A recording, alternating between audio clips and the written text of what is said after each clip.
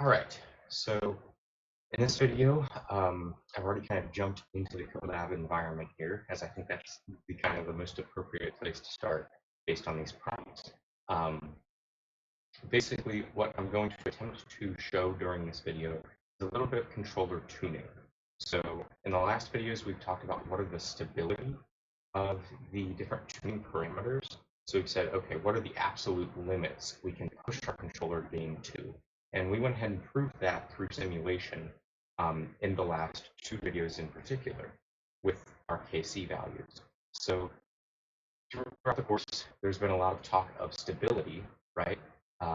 Starting with the kind of the numerical idea of von Neumann stability, and then we've gone on and kind of proved von Neumann stability in some ways, or suggested its truth rather, um, through methods like the Ruth-Horowitz stability criterion. So, and that's more of an analytical solution, especially when we have a polynomial characteristic equation of our transfer function, right? And so we've shown that throughout the last couple of videos. But in this video, we're gonna take that a step further and say, okay, I know my limits of what could I make my controller parameter, but what value should I pick inside of that parameter? And so in this video, I'm simply going to use some old empirical estimates from 1997 from some guys in terms of this, and we're going to apply that to a system with a time delay. So I don't know that I've explicitly gone through what a time delay is, but basically there's in either your process or your controller, you can have a time delay, more likely in your process. And generally what that means is that you're going to have an exponential term to a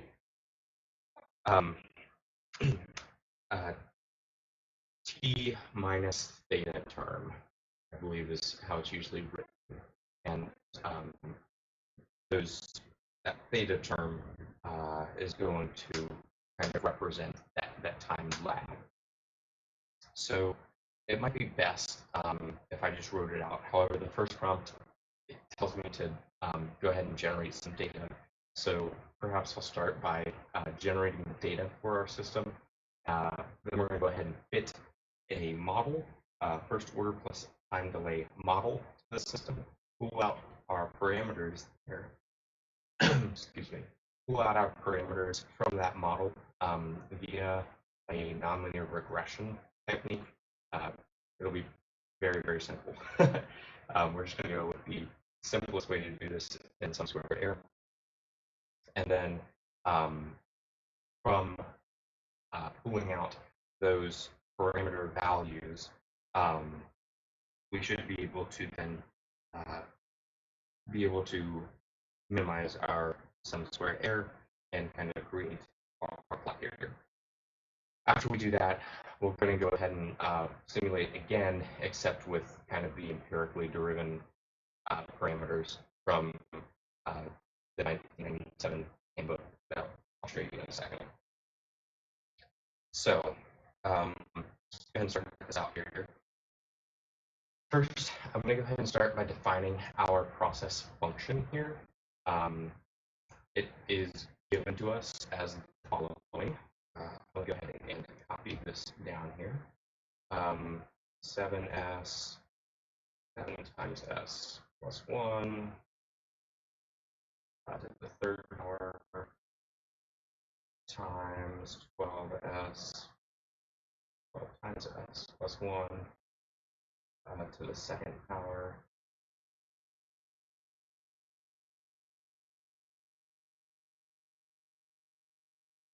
check and take a look at that to make sure it's actually going to work. Okay, it's definitely not.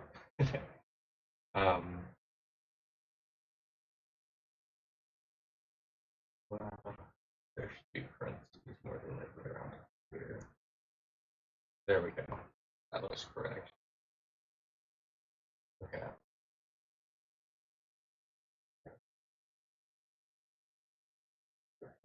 That should change anything right in here.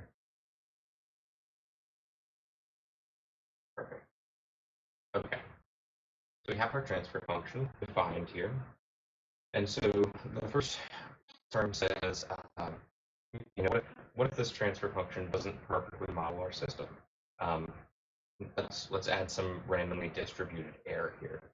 So what I'm going to do is do a simulation, same as the last time. Well, except this time we're just going to have our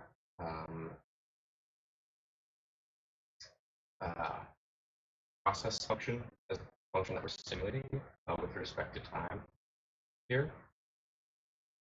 And so then let's go ahead and pull out our y's here. So what I'm going to do then is I'm just going to do a random normal shift basically on our y. And so it's going to go ahead and ask us to input our data and then input a scale here.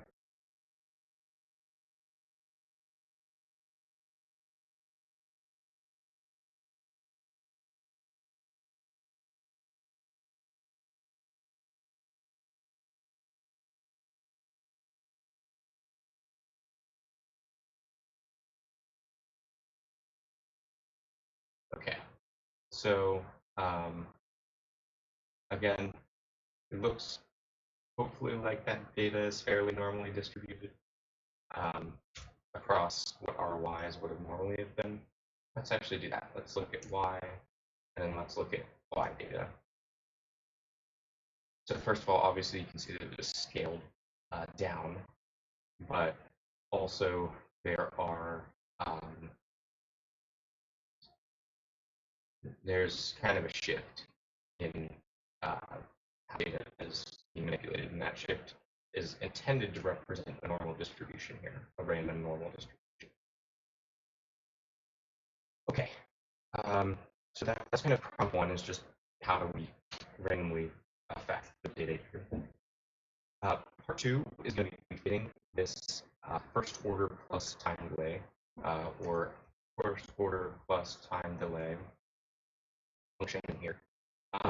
And again, first order plus time delay here, you can see that this equation looks something like, oh, everything is in the way, looks something like this, right? And so you can see here that we have three kind of parameters that we'll be looking at here: a process gain, time constant, and a dead time. U here represents our input, Y here represents our output. Obviously, this is our change in output with respect to time. So in our function here, we should go ahead and say, obviously it's going to be a function of time, but it should also be a function of k. It should be a function of tau and a function of theta. So then we're just going to go ahead and return. We're going to say k times, and this is just, again, literally solving that equation there, minus t over, or sorry, I think it's minus e minus tau, or t minus theta over tau. That seems right. Tau. I think that's right. Yes, that looks right. And so the kind of worry with this model is that in the case that, what would be? It would be in the case that t is less than, or t equals tau. No. In the case where t is greater than theta, we're going to kind of go unstable. So I'm just going to go ahead and add a where function here.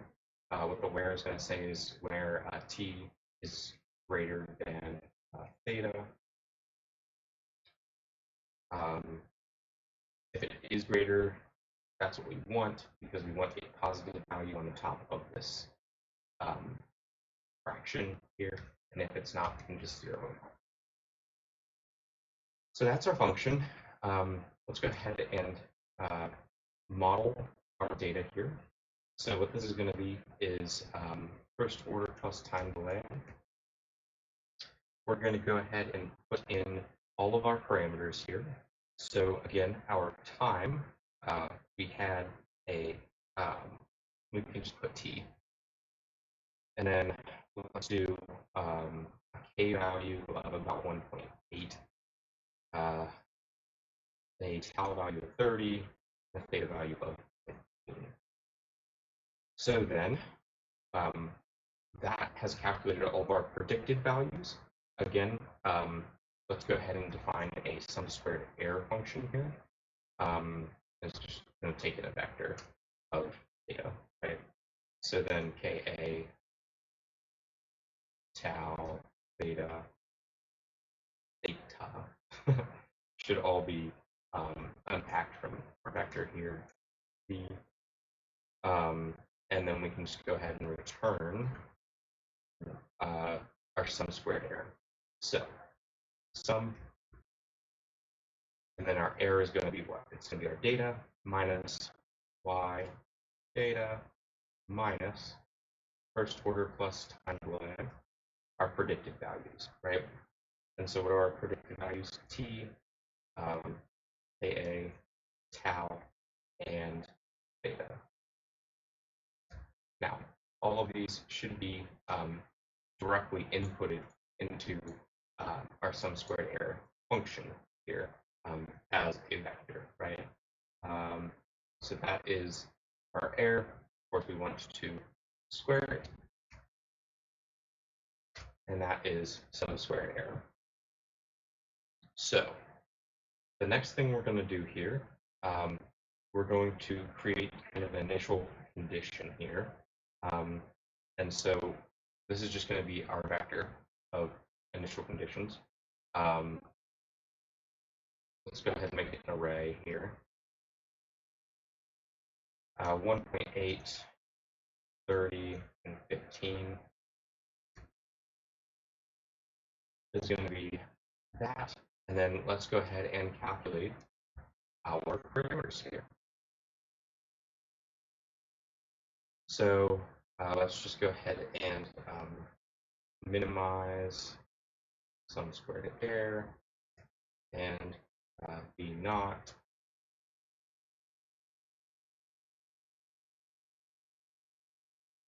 Did I define minimize yet? I don't think I did.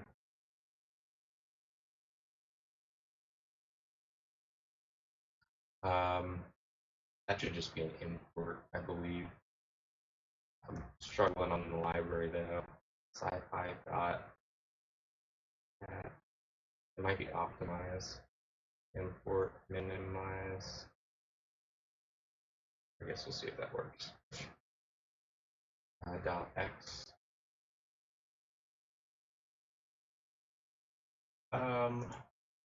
We ran into a slight hiccup here. In the array with shape 3. That is what we want.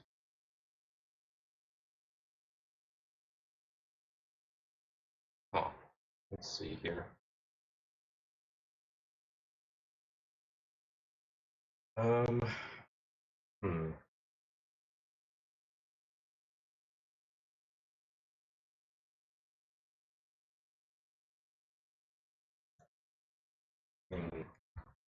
That should be NP. There we go. Okay. So, take a look at Ka here. So again, we've minimized our function. We found a float value. And so now the question is, right, of course, you're asking me, okay, we've minimized our sum squared error. We found 3 potential controlling parameters here, or tuning parameters. How likely is it that these actually model the function to any accuracy? That, I say, let's make a subplot, right?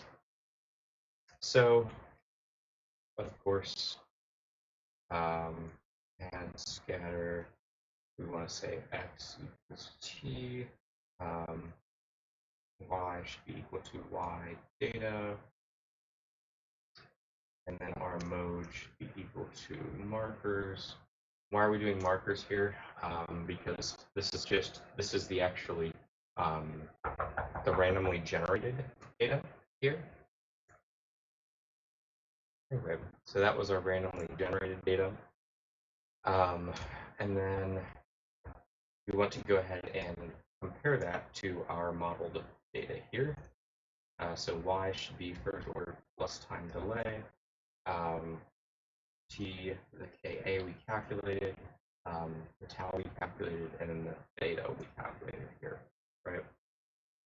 Mode in this case should be lines, and then we should just have to update our layout.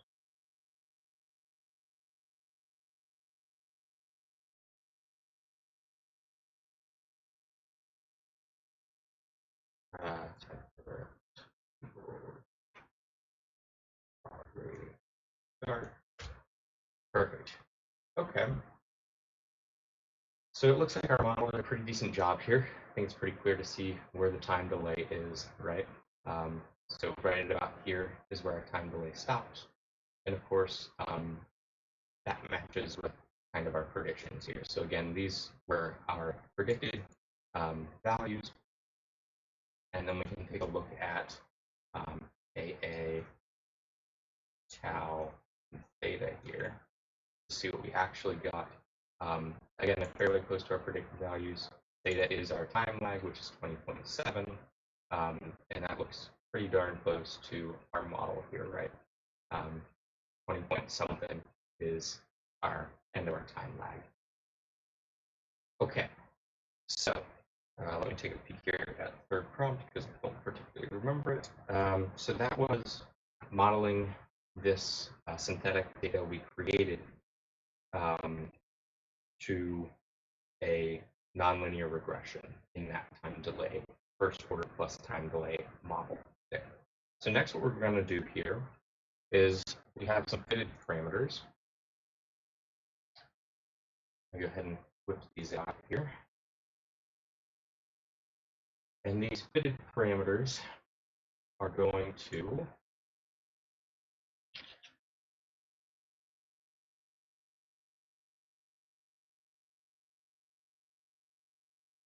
so these tuning parameters are being taken from this paper here. Here they are. So these are set point changes. These are not simple disturbances.